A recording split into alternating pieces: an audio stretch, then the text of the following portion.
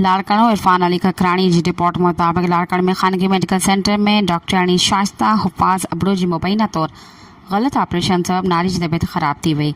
इंसाफ़ लाइ अदालत पहुती। लाड़काणे में नारी जे वाटसन पारां डॉक्टरानी मथां सेशन कोर्ट लाड़काणे में आइनी पटिशन दाख़िल कराए छॾी।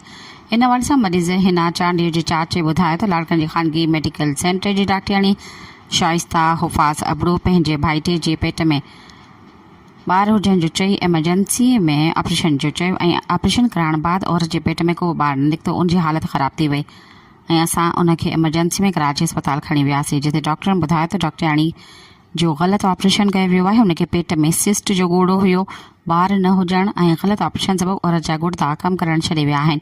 इहा डायलिसिस ते अची वई आहे। हुनजो त असां पंहिंजे वकील सतार हुलियो मार्फत डॉक्टरानी शाइस्ता अबड़ो मथां कोर्ट में पटिशन दाख़िल कराई आहे।